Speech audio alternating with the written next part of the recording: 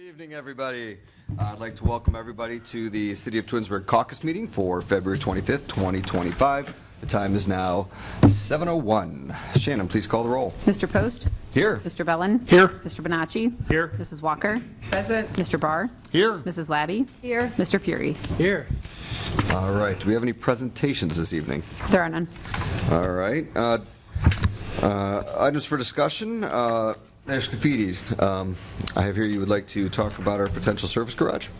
Yeah, and I'm going to defer to the law director. Let him, because he's been in the most recent negotiation. Thanks. Okay. So a little update for everybody on that front. We are in possession of a draft for a land swap that the school board's attorney sent over to me. We're currently, on our side, working through some red lines to that draft to primarily address the timing issues. And by that I mean, obviously, the land that is proposed to come into the possession of the city has a school on it, for example, and it has some sporting fields as well.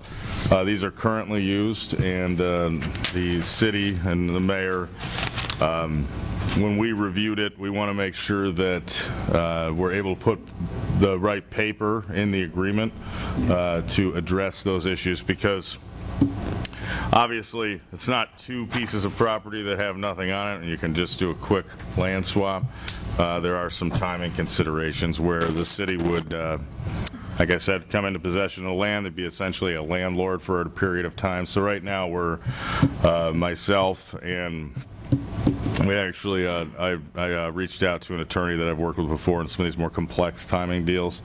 He's helping us out a little bit. So we are working through putting together a responsive agreement to send back to the schools for them to look at that would address all of those timing concerns post-closing, prior to essentially the demolition, I believe, of the Dodge School. So I will obviously, myself or the mayor will keep everybody on council updated as we work forward through this next step of making sure that we're able to address to our satisfaction, on the city side, some of the contingencies that would come up with a property that still has some use after the closing with this type of swap. Just to be clear, and I want to make it clear that if and when there's an agreement reached between the two administrations, it will come to City Council for approval. So nothing will be signed, nothing will be definitely agreed upon, of course, without your approval, and I'm sure it'll have to go to the school board as well. So Yeah, that's a I know great there's been point, some Mr. questions Mayor. about that, and so again, let me be clear. Yeah, I want to. And it is contingent upon the levy passing, right? So the first. The draft that we did receive from the school did have a clause in there that, at least on their proposal, that the land swap will go into effect after the date of the levy. But I do want to underscore what the mayor said. Both sides would ultimately have to call public meetings to authorize entering into an agreement. So when you have an intergovernmental agreement, you're going to have a board and a council here that would both have to pass legislation at a later date to move forward with this deal if it was to move forward. All right. Awesome. Mr. Bellin, you have a question? Yeah, when we had the joint meeting of the school board and city council back in January, we discussed appraisals of the two lands. Is it safe to assume that those appraisals, whether they've been done or not, are referenced in that document that you're referring to? Well, the appraisals are part of the process for both Okay. parties as we lead up to it. We have commissioned appraisals on behalf of the city. I imagine the school district has, or they will. I believe they've said to us that they've done at least preliminary appraisals of the properties. We have those, and those are consistent with a swap, at least to the good of the city here. Okay. So, Thank you. yeah, we have those, and those can be shared if you'd like to see those. Awesome. Are there any other questions about this? Part of the deal for the reason that they can do this is they need the land because that way they get the funding to tear down the schools and help build a new one. And they would be responsible for tearing down schools. And I'm particular to the Dodge. Does that mean they would also be responsible to take up the parking lot? Or how does the asphalt and all that fall into that? I mean, do they clean the lot or this? Because other schools I've seen end up being fields versus parking lots. Has that been discussed, or is that, Not been discussed yet. that's right, we can look at that later. Yeah, that, That hasn't been discussed. Thank you. If I can. Go ahead. So that is a great question. That is the exact material we're working on from the city side. So for example, you have the demolition cost of the building, you have a date certain, ideally, from when that demolition would happen. And then to your point, you have the extent of the remediation or how the site will be left when we become the landlord with the field, as opposed to the landlord with the school for that purgatory period, if you will.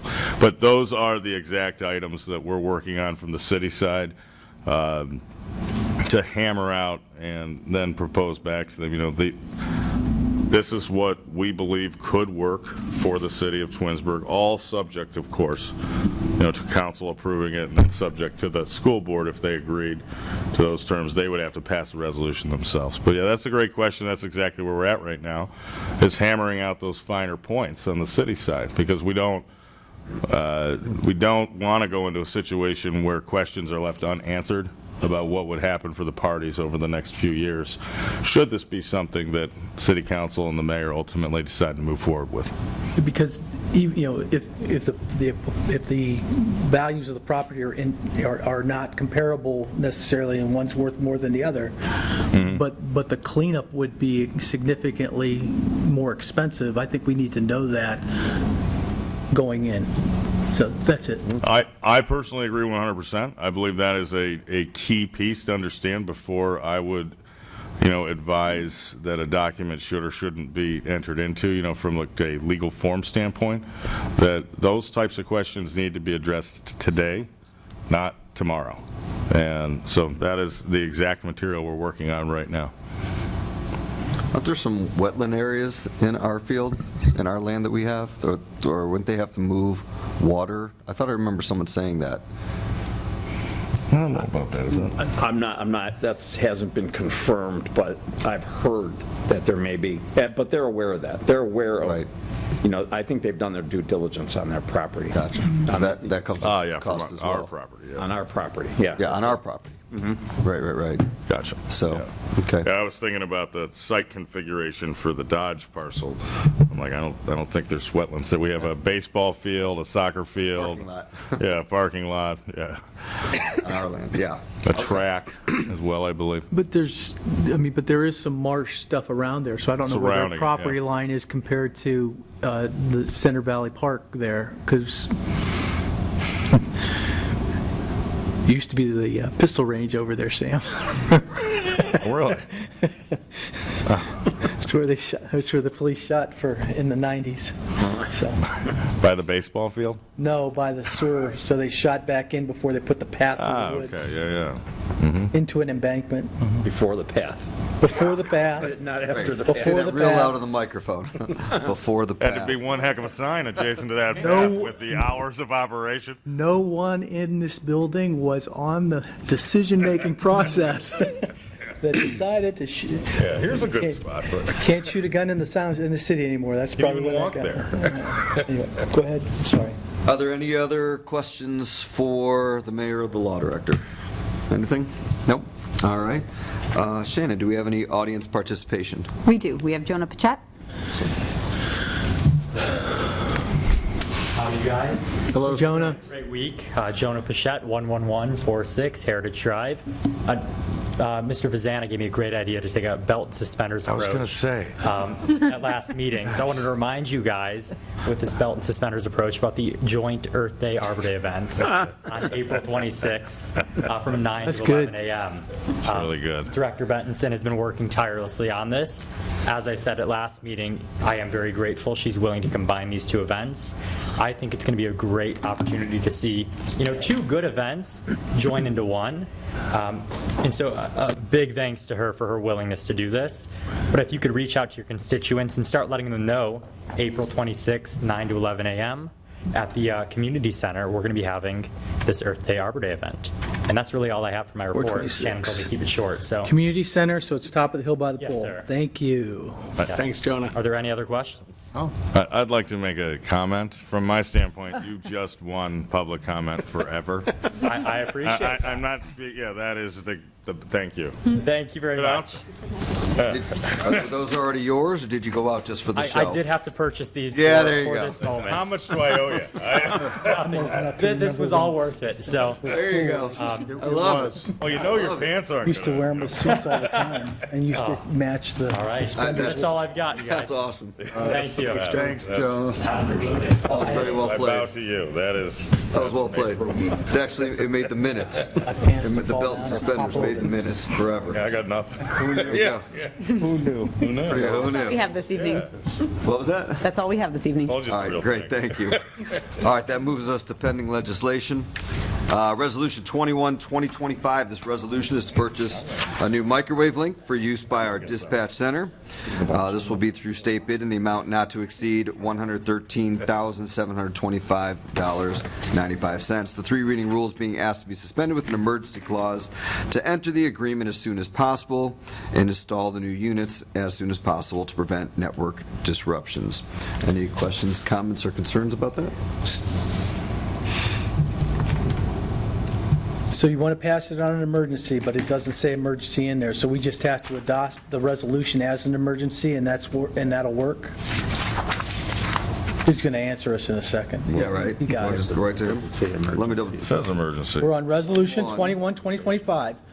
David, the president said he wants to pass it on an emergency. It doesn't say it doesn't say emergency in the title, but we could just adopt it as an emergency. Would that be correct? It's on the agenda, it's not on Yeah, the it says it. legislation. Yeah, it is. I thought it was drafted as an give me a second to double check. It says emergency. Oh, I see it. I apologize. I'll I'm make wrong. sure, okay. No, I see it now. My bad.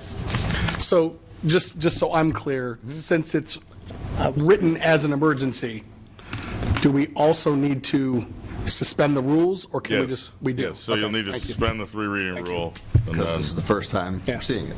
Correct, yep. Okay.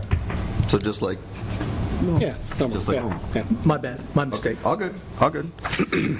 All right, any other questions on that?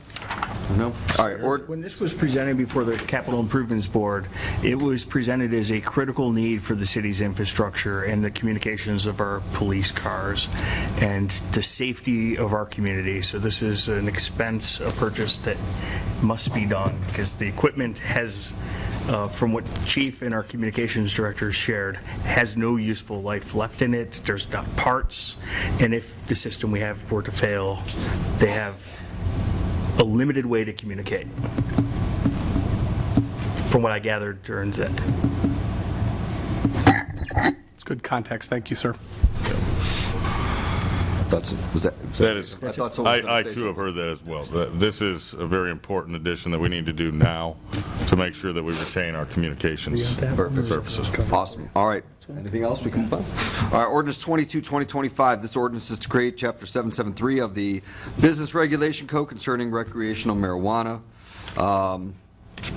This ordinance will be read 3 times with an emergency clause included in the third reading so it can go into effect if passed. However, as I've talked with Mr. Zander, we're really not in a rush for this.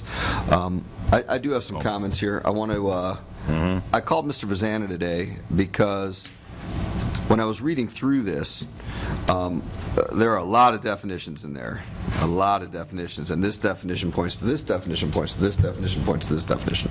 And when we look at here, there's actually 3 prohibitions. So the first part, that's 76701, the definitions, that is all right out of the Ohio Revised Code, correct? Correct. Yep. The only thing that we're putting in here is what we want. And there are 3 prohibitions that we are putting. We're putting here is that no person or entity shall operate within the city of Twinsburg as an adult-use cannabis operator for business on commercial purposes. The second one says, no person renting, leasing, whatever, shall authorize any other person to be an adult-use cannabis operator, roughly. And the third one says, no person or entity shall enter upon or occupy any public property, street, right-of-way, to operate as an adult-use cannabis operator. So everything we're saying is you cannot be an adult-use cannabis operator. When you go into the definitions, this is where it gets fun. What is an adult-use cannabis operator? An adult-use cannabis operator means, this is literally, I'm reading it verbatim. An adult-use cannabis operator means a level 1 adult-use cultivator, a level 2 adult-use cultivator, a level 3 adult-use cultivator, an adult-use processor, and an adult-use dispensary. So the question then becomes, what is an adult 1 use cultivator? And that's down here. Level 1 adult use cultivator means either a person who has a certificate of operation as a level 1 cultivator who is licensed pursuant to that section, a person who can cultivate an adult, or a person who is licensed as a level 1 adult use cultivator pursuant to this. So now it's talking about, again, using like adult use cultivator in the definition. And then I said, when you look at all these other things, they all start pointing to everywhere else, and I think it's very, very confusing. I think that while this is fine because this is the state, I think ours needs to be more specific, and I also think that I'm not sure that it separates the dispensary From the Yeah. cultivation? from the cultivator. Yeah, I think that the right needs way. to be straightened out. And I think we just need to be more straightforward. Like, again, if this is all copied out of the state, great. But our thing is really just saying you can't be an adult-use cannabis operator, which, when you get to here, is like, Yeah, but that But you'd have incorporates to be, dispensary. you got to It get, says dispensary right but in it the also says definition. cultivate. Yeah, I do think, I want to dig which in. is all regulated by the state. Yeah, so I think those are two, like, Yeah. separate but related issues, or related but separate issues. I think Mr. Post makes a good point that, and, you know, I looked at this a bunch of times, but maybe it's my inexperience with controlled substance regulations, you know, at the local level, but What? I think cultivation is what we permit under our new zoning code.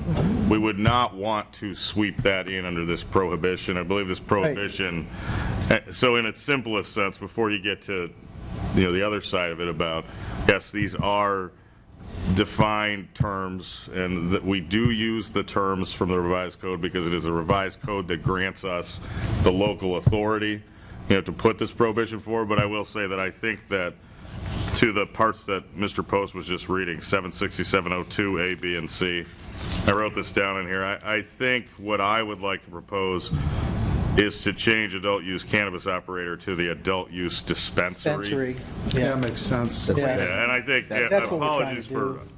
missing that, It's all good. but I believe cultivation, like I said, is what was permitted in the industrial districts. The idea as using this as a starting off point for these conversations was that it was supposed to prohibit dispensaries in somewhat of a belt and suspenders fashion. See, this is great. I have like a person to stand up. But I want to reiterate what you said, Mr. Post.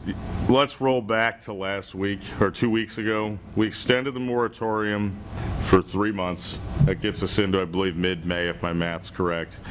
And anytime you deal with a subject matter like this with a council, I always say, you know, we talk about 3 readings and then the emergency, the effective time, but I mean, we can go as many readings as we need, and a lot of times I think that back and forth, you know, at least from me with council and the mayor and with council, we're able to fine tune within the authorities we have a better piece of law. And I do like, you know, I'll finally add, I do like the idea of, is there a way where this isn't, we can present this if you do choose to move forward with it, where it's not all these definitions that you then need to, I'll use another exhibit, go to the revised code where you're going to read through, you know, pages upon pages to see what those definitions mean based on references to other definitions such as, well, marijuana with an H. Marijuana with an H, Anyone's right. curious. I did I ask want to him if take that a was a stab typo. at simplifying it because the regulation itself at base is a rather simple regulation. Right. You know, we're using the authority that was given to us by the state to prohibit in this case. We're not trying to roll out an expansive licensing scheme or a regulatory scheme. It's a flat prohibition, but we want to make sure that prohibition is tailored to what you guys are after and are willing to adopt if you are so if you do choose to do that. So. Great, thank you. And then the other comment was, we talked about, Mr. Vazana explained it really well today. I doubt that. 45 minutes, we got through it. Could have been 5 minutes. Which is a feat, because I only have 15 minutes to talk. That's true. That's true. So what we're talking about is what we brought up last week, where I went into that store in Bainbridge. It's a wine store, and I thought it was just a wine store. And when I went into the back, they got a whole room of selling low-dose THC, the 3%, whatever. And so my question to Mr. Vazana was, and I think you still have to look this up, you're not sure? Correct, yeah. Can we regulate it? What? Go ahead, I'm sorry. Ohio regulates that it can be sold, marijuana can be sold at dispensaries, right? And I think what the question was is, does Ohio regulate? Ohio gave us the power to say, no, we don't want that. Did Ohio give us the power to say, no, we don't want the 3% low dose? What did Ohio give us the power to say yes or no to? And that, you said you're not sure on that. You got to look it up. Yeah, that, and I also think that ties into some of the conversations we had last week with Mr. Bonacci. Right. About, and I do want to steal, because after I talked with you, Mr. Post, I talked to Mr. Bonacci tonight.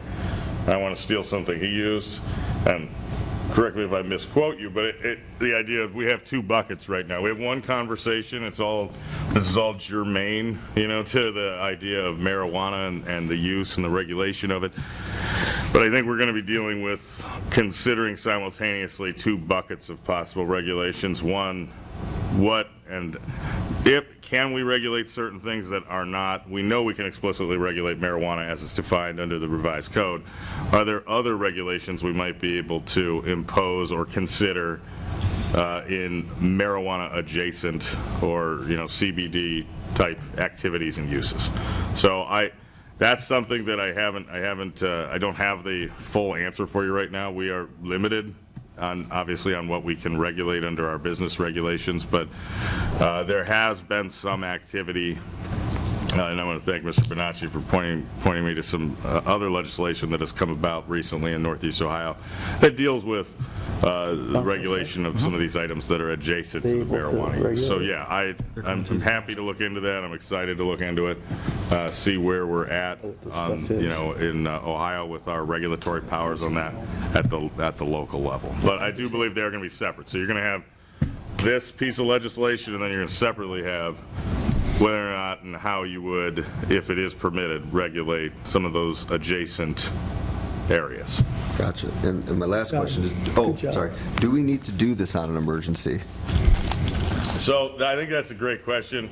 I take the position that I don't want to create a regulatory purgatory, if you will, in the sense that if council is going to pass a business regulation, that business regulation is going to go into effect immediately upon when it's passed. Because if the subject matter that's sought to be regulated by a legislative body is such that you are going to exert your police power to protect the public health, safety, and welfare, why would we have a 30-day waiting period where we're all right with just saying, okay, this isn't something that we, That's fair. Not an emergency to us. I guess I was thinking because we have a 90-day moratorium already anyways, that it's going to fall in that window, that it wouldn't necessarily matter. But it's okay. I understand. Yeah, I mean, and I tie that also that I don't want to create the second reason, because I do think that's a great question. I would always advise against creating a situation where there's like a rush to the courthouse, or in this case, a rush to the permit house, where individuals might be like, well, I want to try to slide into a window where I can get a permit, and then I'm going to say, well, the business regulation's effective immediately. This isn't a grandfathering situation like you would have with the land use, but I always say it's best that we eliminate those types of controversies, even if we know we're going to be on good legal footing. So that's kind of like the two sides. I don't think it's clear when you create a purgatory, and then secondly, I don't want to create a situation where we're arguing when we don't need to. Makes sense. But in this case, though, I mean, if we go back and forth, moratorium's 3 months. That's why I asked. But I guess it would all depend on when we finish the third reading. Yeah, when we finish the third reading. I just assumed 3 reads from now, but Yeah. it could be longer. All right, well, It'd be moot, to your point. could be. Does anybody else have any questions? No? All right, moving along, ordinance 23, 2025. This ordinance is to award the 2025 road striping program bid to JD Striping and Services. The total amount is $147,693.15. The three reading rule is being asked to be suspended with an emergency clause to enter the contracts, which will allow the contractor to place the city on their schedule for the construction season. Are there any questions or concerns? No? Standard. Resolution 24, 2025. This resolution is to purchase new computers. The city needs to replace all the computers because the current ones will not support Windows 10 after October 14th. The purchase will be made below the state bid cost of $103,864.15. The three reading rule is being asked to be suspended with an emergency clause to allow enough time to order and install all the computers by the October date. Are there any questions or concerns on that one? No? So this also went before the Capitol, and there were some discussions of the Capital Improvement Board of why it was the type of the machines and the hookups of the machines, and they've discussed that it's the right stuff for the city extensively at that board meeting. Awesome. All right. Thank you. Miscellaneous. Does anybody have any miscellaneous items they would like to add? Anybody? Nothing this evening. Nothing? Any, Mayor, nothing? All right, so I will adjourn the caucus meeting at 7:27.